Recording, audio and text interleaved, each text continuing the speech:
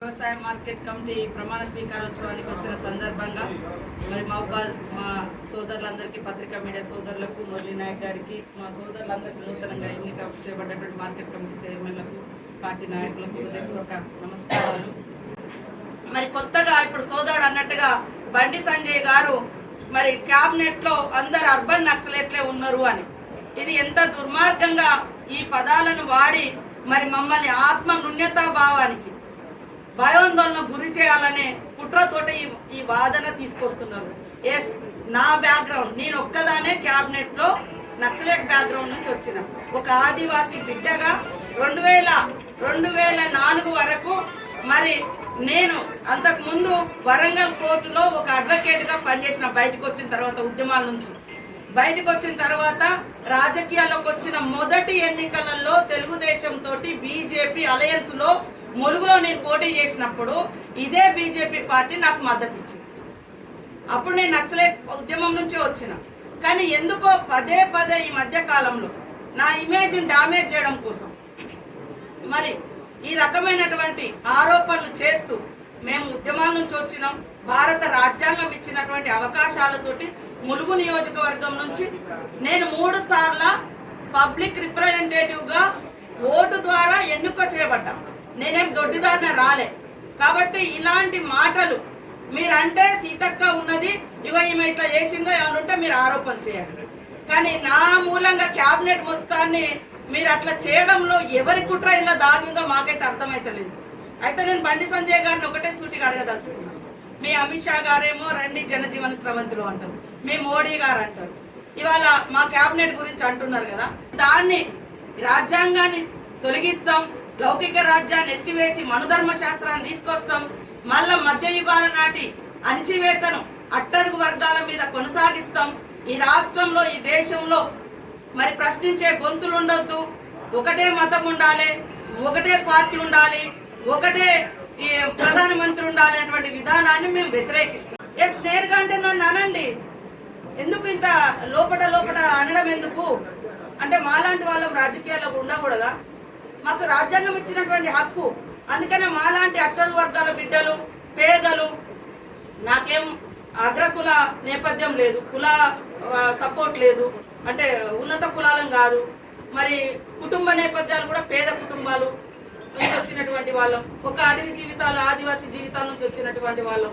మాలాంటి వాళ్ళం ఇలాంటి శాఖలకు మంత్రులుగా ఉండకూడదా? రాణించకూడదా? అంటే మీరే ఉండాలా? కేవలం మోడీ, అమిత్ షా అనుకున్నటువంటి వాళ్ళే ఉండాలా? ఇవాళ ఎట్లుందంటే వాళ్ళ విధానం, వాళ్ళ దాంట్లో ఉంటే హంసలు, మా అంటే ఈ ఉద్యమాల నేపథ్యం నుంచి వచ్చిన వాళ్ళైనా పక్కనే ఈటల గారిని అడగండి, ఏ భావజాలం నుంచి వచ్చిండో, ఆయన కూడా పీడిఎస్ ఉద్యమాల నుంచి వచ్చినోడే కదా, వాళ్ళ వైఫ్ అండ్ హస్బెండ్ కూడా. మరి బొడగ శోభ గారు, ఇంకా చాలా మంది ఉన్నారు. బెంగాల్లో అనేక మంది మావోయిస్టులను మీరు మీ పార్టీలో చేర్చుకొని టికెట్లు ఇచ్చారు. మిథున్ చక్రవర్తి సినిమా యాక్టర్, వాళ్ళన్న ఒకప్పుడు ఎన్కౌంటర్ లో చంపబడ్డాడు, ఆయనను మీరు ఇవాళ మీ బీజేపీలో చేర్చుకున్నారు. అంతేందుకు, మరి నేను తెలుగుదేశంలో ఉన్నప్పుడు మీ మద్దతుతోటే నేను ఎన్నికలలో నిలబడ్డా కదా.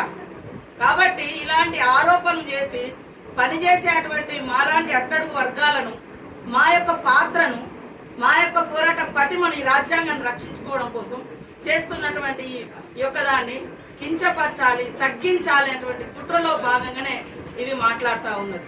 మీరు చూస్తే ఎంత బాధాకరం అంటే, నేను మంత్రిగా ప్రమాణ స్వీకారం చేసి 1 year అవుతుంది.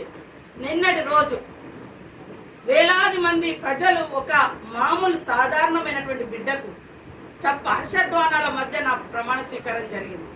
ఆ తెల్లారి 2వ రోజు నుంచి నన్ను రకరకాలుగా ట్రోల్ చేయడం, మానసికంగా ఇబ్బంది గురి చేయడం, నా ఫోటోలు కానీ వాయిస్లు కానీ మార్పింగ్ చేయడం, అంటే ఇమేజ్ని డామేజ్ చేయడం.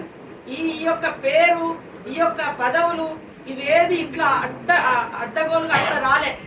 20 ఏళ్లుగా నేను రాజకీయ జీవితంలో కష్టపడ్డాను, ప్రజల మధ్య ఉన్నాం, 3 సార్లు ఎమ్మెల్యేగా గెలిచినాం, దొడ్డిదారిన రాలేదు.